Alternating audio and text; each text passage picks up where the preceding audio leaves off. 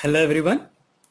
आज हम Ampere circuital law के बारे में पढ़ेंगे और फिर इसकी एप्लीकेशंस को देखेंगे कि एम्पियर सर्किटल लॉ का यूज़ करके उसको कैसे फाइंड करते हैं अलग अलग जगह पे मैग्नेटिक फील्ड को। तो पहले है कि एम्पियर सर्किटल लॉ क्या होता है।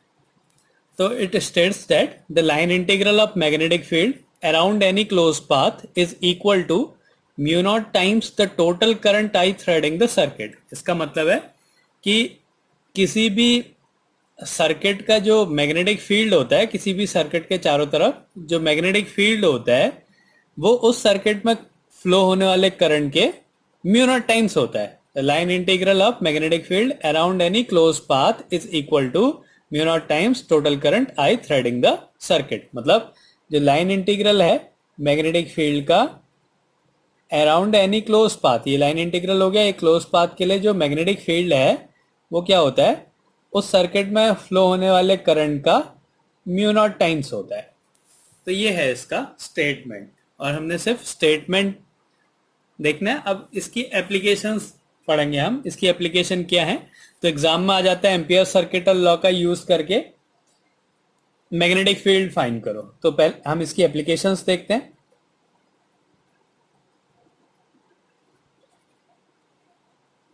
पहली एप्लीकेशन है magnetic field due to a straight current carrying conductor. Magnetic field due to a straight current carrying conductor.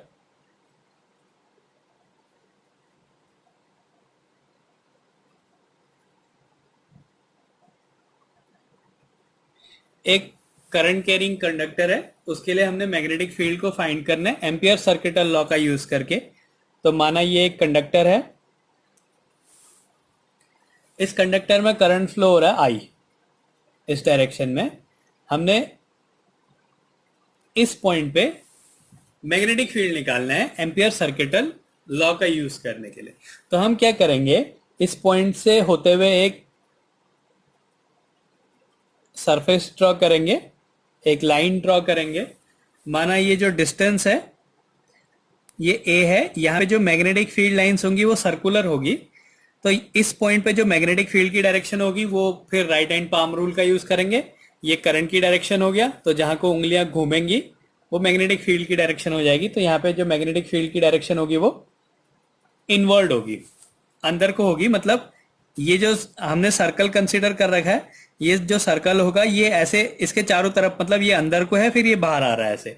तो अगर अब इसमें क्या करना होता है, हमने एक करंट एलिमेंट कंसीडर करना होता है, डीएल एक लेंथ कंसीडर करनी होगी। तो हम यहाँ पे एक लेंथ कंसीडर करते हैं। इस लेंथ की भी डायरेक्शन अंदर को होगी, जैसे ये सरफेस है, ये करंट कैरिंग कंडक्टर है ऐसे। तो हम यहाँ पे मैग्नेटिक फील्ड जो है ऐसे इसके चारों तरफ ऐसे घूम रही होगी। अगर हम यहाँ पे कहीं पे एक करंट एलिमेंट ऐसे कंसीडर करते हैं तो मैग्नेटिक फील्ड की भी डायरेक्शन नीचे को ही होगी और करंट एलिमेंट की भी डायरेक्शन नीचे की होगी। ये 3D है, तो यहाँ पे जो करंट एलिमेंट है उसकी डायरेक्शन भी ये है और मैग्नेटिक फील्ड की डायरेक्शन भी ये है। मतलब ये इनवर्ड डायरेक्शन है मैग्नेटिक फील्ड की डायरेक्शन। तो अब हम एम्पियर सर्किटल लॉ का यूज करते हैं। तो according to Ampere circuital law, integral B dot D L equals to mu naught I होता है। अब यहाँ पे जो करंट एलिमेंट है डीएल और जो मैग्नेटिक फील्ड है उसके बीच का जो एंगल है वो है 0 डिग्री, क्योंकि ये एक ही डायरेक्शन में है। तो ये हो जाएगा integration B D L cos 0 equals to mu naught I.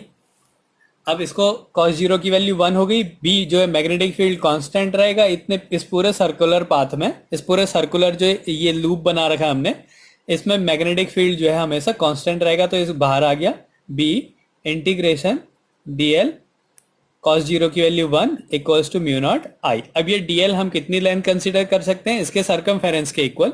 तो ये जो टोटल लेंथ की जो टोटल लेंथ होगा ये कितना हो सकता है, 2 पाई ए हो सकता है।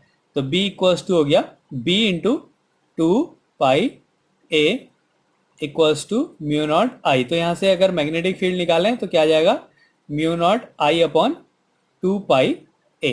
ये फॉर्मूला हो गया। एक स्ट्रेट कंडक्टर के लिए मैग्नेटिक फील्ड का फॉर्मूला है mu naught I upon 2 pi ए। इससे पहले हमने बायो-सावर्ट का लॉ पढ़ा था, उसमें एक करंट, एक वायर, एक सर्कुलर लूप थी, उसके सेंटर पे हमने मैग्नेटिक फील्ड निकाला था, तो क्या आया था, mu naught I upon 2a। तो सर्कल में mu naught I upon 2a और स्ट्रेट कंडक्टर के लिए mu naught I upon 2 pi a होता है। तो ये हो गई इसकी एक एप्लीकेशन कि एक स्ट्रेट करंट कैरिंग कंडक्टर है, उसके लिए किसी पॉइंट पे मैग्नेटिक फील्ड कितना होता है, तो मैग्नेटिक फील्ड की वैल्यू होती है mu naught I upon 2 pi a। अब इसके बाद हमने मैग्नेटिक फील्ड निकालना है एक सोलिनॉइड के लिए, एक स्ट्रेट लॉन्ग सोलिनॉइड है, इसके लिए हमने मैग्नेटिक फील्ड को फाइंड करना है। तो मैंने इसमें ये सोलिनॉइड बनाया हुआ है। तो ये एक लॉन्ग सोलिनॉइड है जिसकी लेंथ L है, इसमें इस डायरेक्शन से करंट फ्लो हो रहा है और यहाँ से बाहर आ रहा है। तो ये इसमें मैग्नेटिक फील्ड लाइंस बन जाएंगी, ये इसका नॉर्थ पोल हो जाएगा और ये इसका साउथ पोल हो जाएगा। तो मैग्नेटिक फील्ड लाइंस अंदर को जाएंगी और यहाँ से बाहर को निकलेगी। तो ये अब इसका जो एप्लीकेशन है वो है magnetic field due to a long straight solenoid. Magnetic field due to a long straight solenoid। ये एक सोलिनॉइड के लिए हमने मैग्नेटिक फील्ड को फाइंड करना है, ये इसकी दूसरी एप्लीकेशन है। तो अब इसमें हम क्या करेंगे, जैसे वहां पे हमने एक सर्कल कंसीडर किया था, यहां पे हम एक लेंथ कंसीडर करते हैं। तो माना ये हम लेंथ कंसीडर कर रहे हैं, इसमें एक रेक्टेंगुलर लेंथ कंसीडर कर रहे हैं।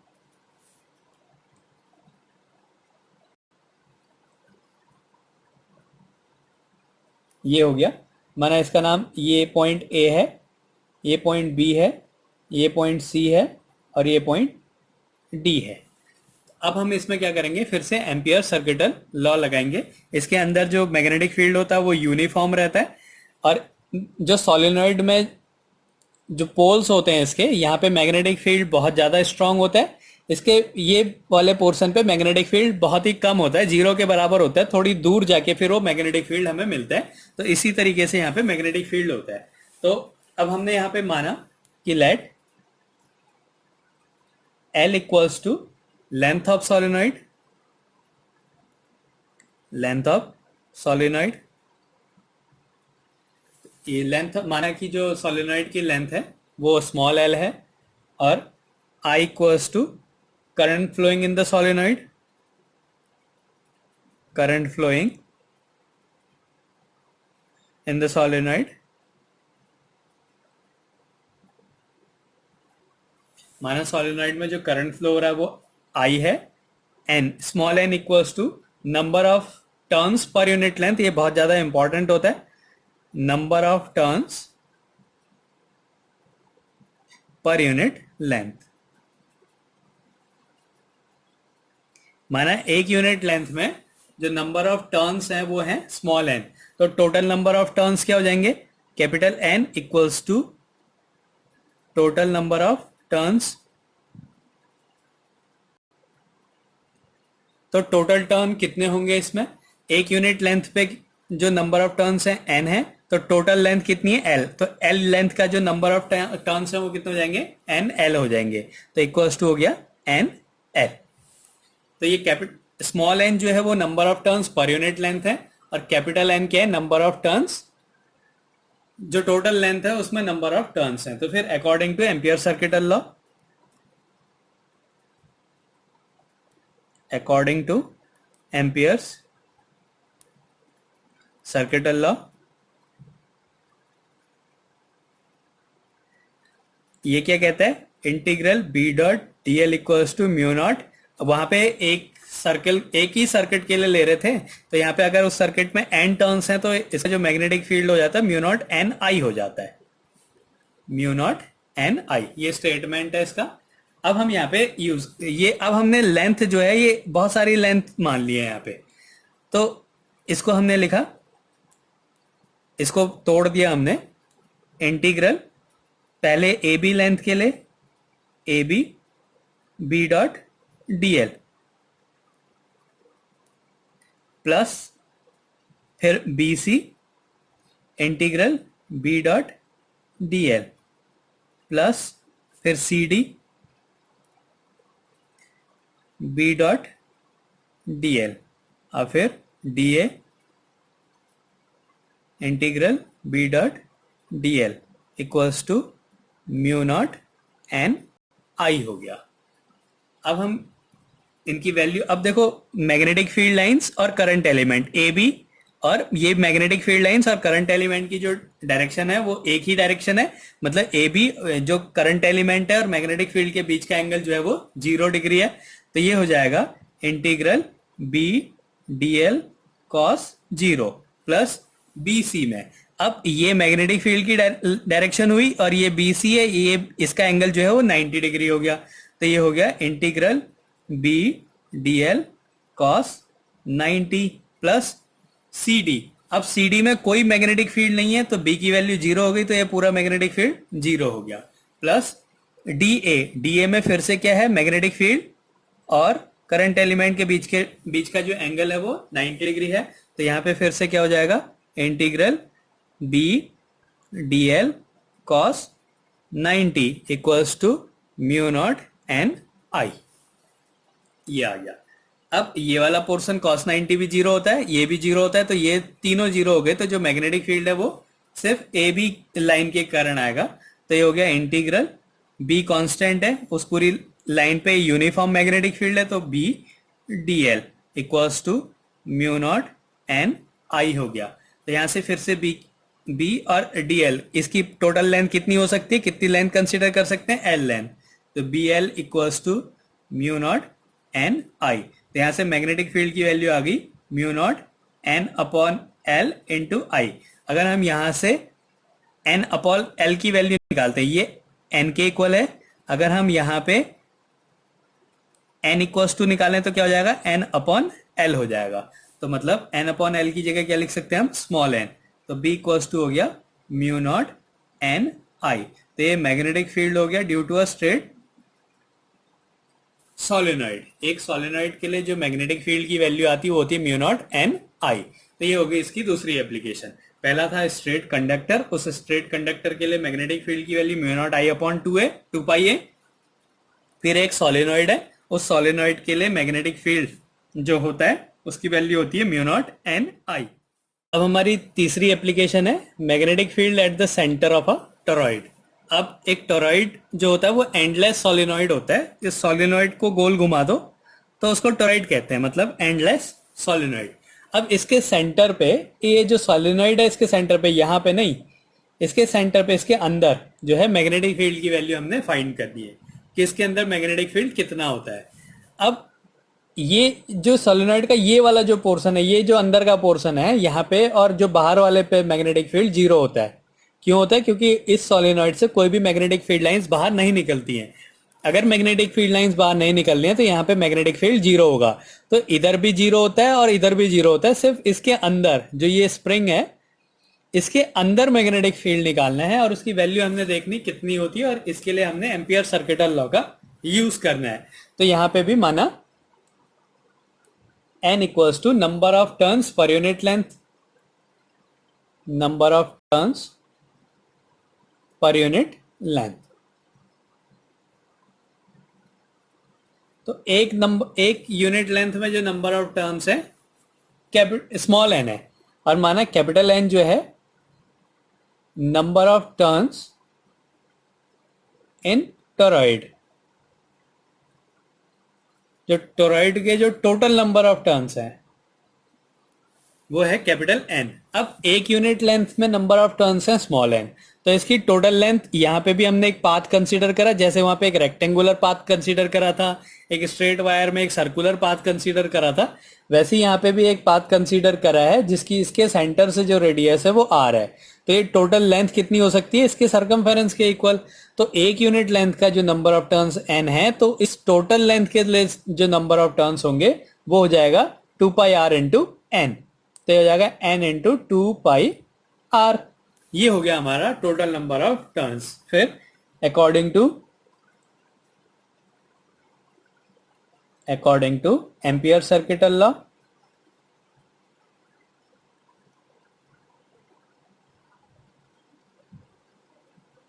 ये क्या होता है, integration B dot D L equals to mu naught N I होता है। अब यहाँ पे भी जैसे पहले वाले केस में जो dl था और मैग्नेटिक फील्ड का जो एंगल है वो 0 होगा, तो इसके अंदर जो मैग्नेटिक फील्ड लाइंस की डायरेक्शन ऐसी होगी और हमने करंट एलिमेंट भी ऐसे ही मान रखा है, तो उसके बीच का जो एंगल होगा वो 0 हो जाएगा। तो b integration dl equals to mu naught N I. अब dl टोटल कितना हो सकता है, इसका सरकमफेरेंस जो कि 2 पाई आर है, तो b equals to b into 2 pi R equals to mu naught N, N की वैल्यू है n into 2 pi R I. ये 2 पाई आर से 2 पाई आर कैंसिल हो गया, तो b की वैल्यू क्या आ गई, म्यू नॉट एन आई। तो एक टोरॉइड के सेंटर पे जो मैग्नेटिक फील्ड होता है, टोरॉइड के अंदर जो मैग्नेटिक फील्ड होता है उसकी वैल्यू होती है म्यू नॉट एन आई। अगर ये सोलेनॉइड है तो इस सोलेनॉइड के भी अंदर जो मैग्नेटिक फील्ड होता है, यहाँ पे जो मैग्नेटिक फील्ड होता है उसकी भी वैल्यू क्या आती, म्यू नॉट एन आई। और जहां पे n जो स्मॉल n होगा वो होगा number of turns per unit length. ये टोरॉइड के अंदर जो है मैग्नेटिक फील्ड 0 होता है, बाहर भी मैग्नेटिक फील्ड 0 होता है, क्योंकि इस टोरॉइड की जो ये जो इसके जो बीच का डिस्टेंस है, टर्न्स के बीच की जो डिस्टेंस है वो इतने कम होते हैं कि यहाँ से कोई भी मैग्नेटिक फील्ड लाइंस बाहर नहीं जा सकती है। अगर मैग्नेटिक फील्ड लाइंस बाहर जाएंगी तब मैग्नेटिक फील्ड होगा, लेकिन इससे कोई भी मैग्नेटिक फील्ड लाइंस लीक नहीं होती है, सारी मैग्नेटिक फील्ड लाइंस इसके अंदर ही होती हैं। तो इस पोर्शन में और इस पोर्शन में, ये बाहर वाले पोर्शन पे मैग्नेटिक फील्ड हमेशा 0 होता है। सिर्फ इसके अंदर जो ये वाला पोर्शन है, इसके अंदर जो है मैग्नेटिक फील्ड की वैल्यू म्यू नॉट एन आई होती है। वैसे यहाँ पे भी हमने बनाया था, तो ये इसके बाहर जो है मैग्नेटिक फील्ड हम 0 लेंगे क्योंकि ये बहुत दूर होता है, और मैग्नेटिक फील्ड कहाँ पे आएगा, सिर्फ इसके अंदर आएगा, जिसकी वैल्यू होती है म्यू नॉट एन आई। तो ये एम्पियर सर्किटल लॉ है और इसकी 3 एप्लीकेशन। एक स्ट्रेट कंडक्टर है, तो उसके लिए अगर आर डिस्टेंस पे एक लेंथ ले रहे हैं हम, तो मैग्नेटिक फील्ड की वैल्यू होती है mu naught I upon 2 pi R, अगर ये डिस्टेंस आर है। और सोलेनॉइड और टोरॉइड के लिए मैग्नेटिक फील्ड की वैल्यू होती है म्यू नॉट एन आई।